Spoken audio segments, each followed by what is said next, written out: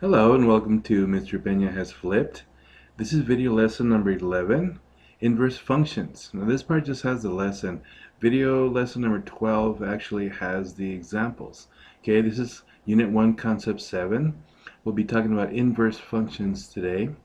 And the definition of an inverse function is a function that undoes another function. That's simple.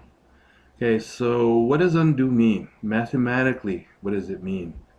Well, for example, addition undoes subtraction, division undoes multiplication. That's the kind of undoing that we're talking about. Okay, but it's going to get a little bit more complex. We're going to have to do more stuff than that. Okay, here's a function f of x. And this is a function because all of the x values are different. And I want to do two things with this table, okay, with this function. First thing I want to do is I want to graph the points, and then I want to connect them with line segments. So I'm calling this function f of x. Okay, here's my grid.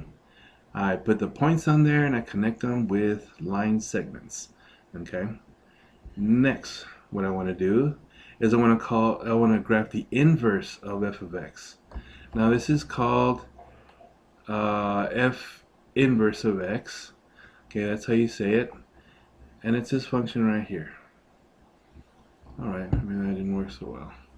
So is that function right there? Okay, make sure you write it down.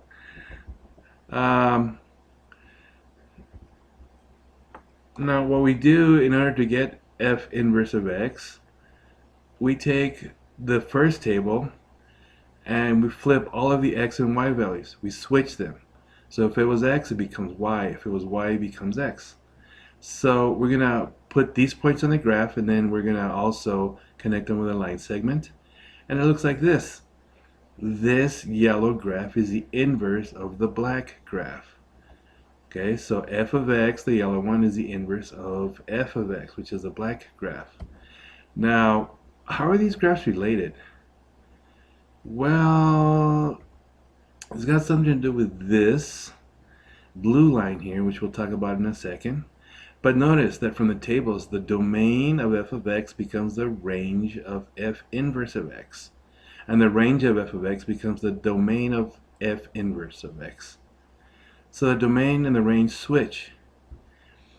Okay? So please write this down. Write everything down in the videos, please, in your notebook. Okay, also graphically, that line there, y equals x, that's the line you're reflecting across. So you're going to get f of x and you're going to reflect everything across the line y equals x. And it's kind of sideways there. So it's a little weird at first, but that's what it is. It's a reflection. Okay, this will always happen when you find the inverse. You will take f of x and reflect everything across the line y equals x to get the inverse. Okay, you're going to see more examples on video 12. Now, in order to do it algebraically, those graphically and with a table, that works. Okay, you have to remember these 4 steps to find the inverse of a function. There's 4. Write these down. These are really important. First step, change f of x to y. Second step, switch x and y in the equation. Step 3, solve for y. And step 4, change y to f inverse of x. Now stop the video at this point. Go ahead, stop it. Okay, write everything down. Okay, you don't have to write it, keep just the video rolling. Alright, example. Okay, find the inverse of the function f of x is equal to 3x minus 2.